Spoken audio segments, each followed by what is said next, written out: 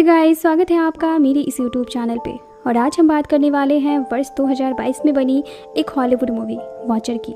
Movie की शुरुआत होती है और हमें एक नए शादीशुदा जोड़े को दिखाया जाता है जो रोमानिया आए हुए हैं। लड़की का नाम जूलिया है और वहीं लड़के का नाम फ्रांसिस है। फ्रांसिस इसी कंट्री का है इसलिए उसे यहाँ की लैंग्वेज आती है, लेकिन जूलिया अमेरिका की है इसलिए उसे यहाँ की लैंग्वेज नहीं आती। अब ये दोनों अपने नए अपार्टमेंट में आते हैं। जूलिया यहाँ अपने अपार्टमेंट के आसपास के बिल्डिंग्स को देखने लगती है।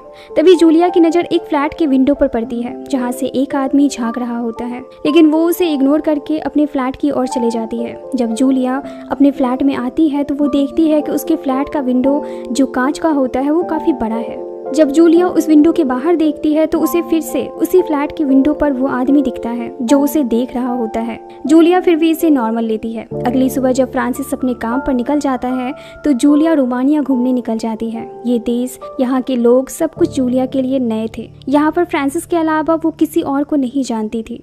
शाम में जब जूलिया अपने फ्लैट आ रही होती है तो वो अपने फ्लैट का दरवाजा खुला हुआ देखती है। उसे देखकर वो डर जाती है क्योंकि फ्लैट के अंदर कोई था। वो उस फ्लैट यानी कि उस अपार्टमेंट की ऑनर होती है। वो कहती है कि इस फ्लैट की लाइट में कुछ प्रॉब्लम थी, मैं उसी को ठीक करवाने के लिए यहाँ आई हुई थी। जूलिया को यहाँ आए हुए कुछ दिन बीत जाते हैं। एक दिन जूलिया रात में फ्रांसिस के आने का इंतजार कर रही होती है। इसी दौरान वो अपने विंडो के पास जाती है। वो देखती है कि वो आदमी जो खिड़की से उसे हर रात देखा करता है वो अब भी उसे देख रहा है। अब जूलिया धीरे धीरे डरने लगती है। कुछ देर बाद फ्रांसिस घर आता है। अब वो जूलिया के साथ नीचे घूमने जाता है।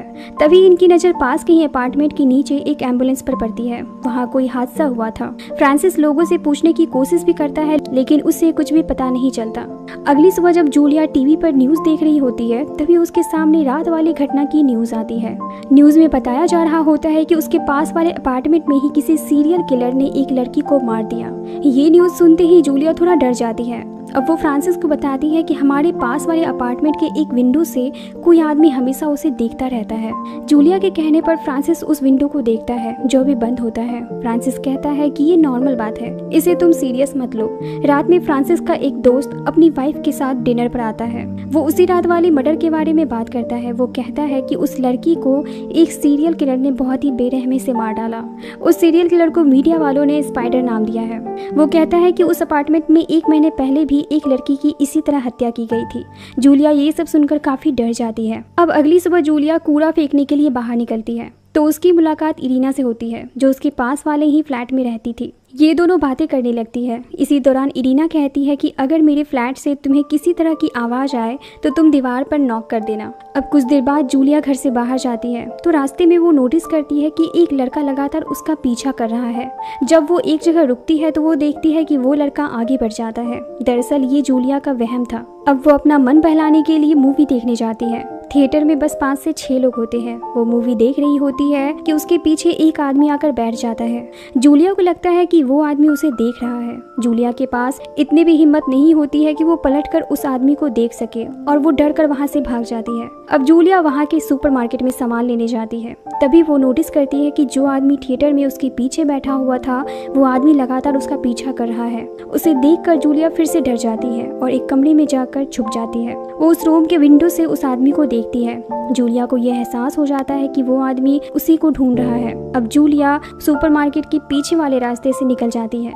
रात में जब जूलिया फ्रांसिस के साथ डिनर कर रही होती है तो वो आज की घटना उसे बताती है। वो कहती है कि वो आदमी जो खिड़की से मुझे देखता रहता है वो आज मेरा पीछा कर रहा था। ये सुनकर अगली सुबह फ्रांसिस जूलिया को लेकर उसी सुपरमार्केट में जाता है और वो वहाँ के सीसीटीवी फुटेज को देखता है। फुटेज को देखने के बाद फ्रांसिस जूलिया से कहता है कि ये सब मुझे नॉर्मल लग रहा है। हो सकता है कि तुम उसे नोटिस कर रही थी इसलिए वो तुम्हें लगातार देख रहा था। अब अगली रात फ्रांसिस जूलिया को फोन करके कहता है कि उसकी आज रात कोई जरूरी मीटिंग है इसलिए वो घर नहीं आ सकता। अब जूलिया घर में अकेली थी इसलिए वो डरी हुई होती है। वो विंडो को पर्दे से पूरी तरह ढक देती है क्योंकि वो जानती है कि रोज की तरह वो आदमी अब भी खिड़की से उसे देख रहा होगा। तभी जूलिया के दरवाजे पर कोई नॉक करता है। जूलिया डर जाती है लेकिन फिर भी वो डरती हुई दरवाजे को खोलती है। वो देखती है कि उसके दरवाजे पर एक बूढ़ी औरत है जो रोमानियन भाषा में उससे कुछ पूछ रही होती है। जूलिया को कुछ भी समझ नहीं आता। तभी इरीना अपने काम से वापस आ रही होती है।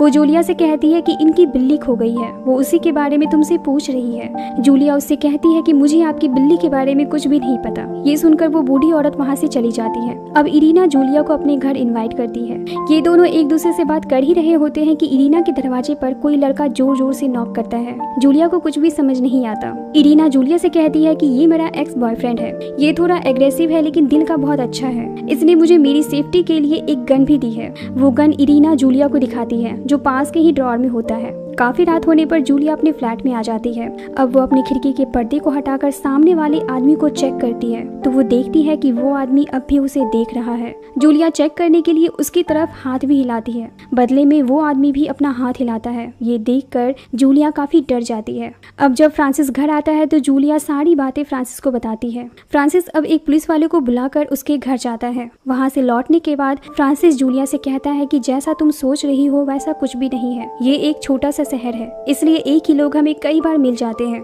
तुम इस बारे में ज्यादा मत सोचो। जूलिया को फ्रांसिस की बातें सुनकर बहुत बुरा लगता है। उसे लगता है कि फ्रांसिस उसकी बातों पर विश्वास नहीं कर रहा। अब अगली सुबह जूलिया किसी काम से बाहर जाती है तो वो उसी आदमी को देखती है जो खिड़की से उसे देखा करता है। जूलिया उसका पीछा करती हुई एक बार में चली जाती है। जूलिया वहाँ पर इरीना को देखती है जो उस बार में काम करती थी। इरीना से पूछने पर वो कहती है कि ये आदमी यहाँ पर सफाई का काम करता है और इससे ज्यादा मैं इसके बारे में कुछ नहीं जानती। अब जूलिया अपने फ्लैट में वापस आ जाती है। कुछ देर बाद कोई जूलिया के फेस को कपड़े से ढक देता है। जूलिया अपने आप को बचाने की बहुत कोशिश करती है और तभी जूलिया की आंख खुल जाती है। दरअसल जूलिया इतना डर चुकी थी कि वो हर समय अपने आसपास किसी के होने का एहसास करने लगी थी। तभी जूलिया को इरीना के कमरे से कोई तेज आवाज आती है जिसे सुनकर वो इरीना के दरवाजे पर जाती है।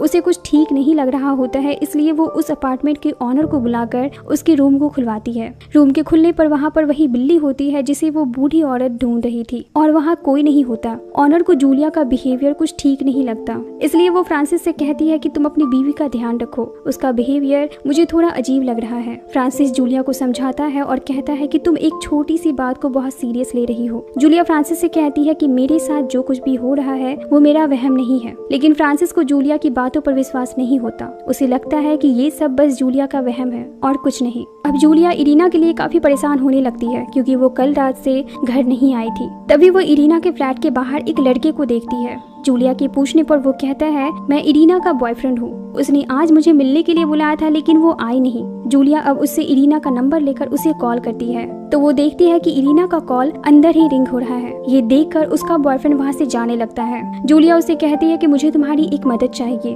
और वो उसे लेकर सामने वाली बिल्डिंग में जाती है जिस बिल्डिंग से वो आदमी उसे देखा करता है। इरीना का बॉयफ्रेंड उस आदमी के रूम के दरवाजे को बार बार नॉक करता है लेकिन वो दरवाजा नहीं खोलता। ये देखकर वो वहाँ से चला जाता है। अब जूलिया हिम्मत करके खुद उसके दरवाजे को नॉक करती है लेकिन इस बार दरवाजा खुल जाता है, लेकिन दरवाजे पर वो आदमी नहीं होता बल्कि एक बूढ़ा व्यक्ति होता है। ये देखकर जूलिया वहाँ से जाने लगती है। अब जब जूलिया लिफ्ट से नीचे जा रही होती है तभी जूलिया देखती है कि वो आदमी सीढ़ियों के पास से उसे देख रहा है। अब कुछ देर बाद वो आदमी पुलिस वाले को लेकर जूलिया के घर आता है। उसकी कंप्लेन थी कि जूलिया उसके पिता को परेशान करने के लिए उसके घर गई थी। पुलिस वाला जब सारी बातें सुनता है तो वो कहता है कि ये सब बस आप लोगों के बीच एक गलतफहमी है, उससे ज्यादा कुछ नहीं, इसलिए आप दोनों को इस गलतफहमी को दूर करके एक दूसरे से हाथ मिलाना चाहिए। अब जूलिया को ना चाहते हुए भी उस पुलिस वाले की बात माननी पड़ती है। अब रात में फ्रांसिस जूलिया को एक न्यूज दिखाता है। वो कहता है कि उस सीरियल किलर को जिसका नाम स्पाइडर है उसे पुलिस वालों ने पकड़ लिया है, इसलिए अब तुम्हें ज्यादा डरने की जरूरत नहीं है। लेकिन जूलिया को इससे कोई फर्क नहीं पड़ता क्योंकि उसे अब भी उस आदमी पर शक होता है। लेकिन अब जूलिया फ्रांसिस से कुछ नहीं कहती, वो बस गुमसुम रहती है क्योंकि वो जानती है कि फ्रांसिस उसकी बातों पर कभी विश्वास नहीं करेगा। अब एक दिन फ्रांसिस जूलिया को अपनी एक पार्टी में लेकर जाता है जहाँ पर फ्रांसिस के बहुत सारे दोस्त होते हैं जो उसी सीरियल किलर के बारे में बात कर रहे होते हैं जिसका नाम स्पाइडर था। इसी दौरान फ्रांसिस जूलिया के डर का अपने दोस्तों के सामने मजाक बनाने लगता है। वो कहता है कि जूलिया के दिमाग में भी एक इमेजिनरी कातिल है लेकिन उसका कोई अता पता नहीं है। ये सुनकर जूलिया को काफी बुरा लगता है, इसलिए वो गुस्से में वहाँ से जाने लगती है। फ्रांसिस उससे कहता है कि ठीक है तुम जाओ क्योंकि तुम्हारी इस गलतफहमी का मेरे पास कोई इलाज नहीं है। और ये सुनकर जूलिया अपने फ्लैट में आ जाती है और अपना बैग पैक करने लगती है क्योंकि अब वो इन सब से काफी परेशान हो चुकी थी और अब वो वापस अपने देश जाना चाहती थी। लेकिन तभी अचानक उसे इरीना के फ्लैट से म्यूजिक की आवाज आती है।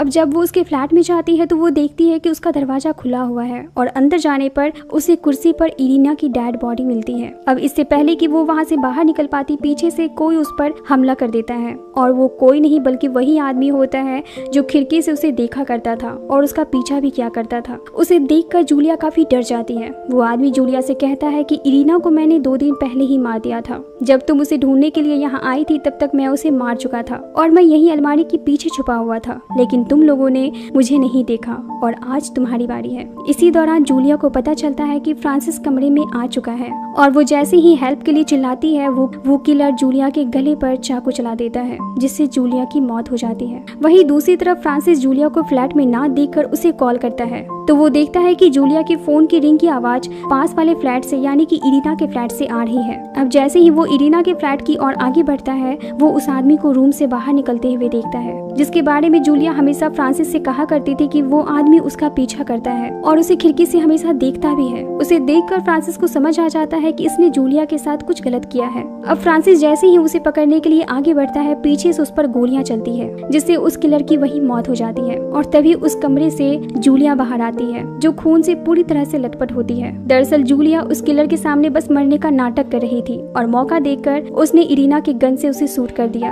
अब जूलिया एक टक फ्रांसिस को देखती है जैसे कि वो उसे जवाब दे रही हो कि मैंने जो कुछ भी तुमसे कहा था वो मेरा वहम नहीं था। इसी के साथ इस मूवी का द एंड होता है। इसी तरह के मूवीज एक्सप्लेनेशन वीडियोस देखने के लिए मेरी वीडियोस को लाइक करें और चैनल को सब्सक्राइब जरूर करें। Thank you.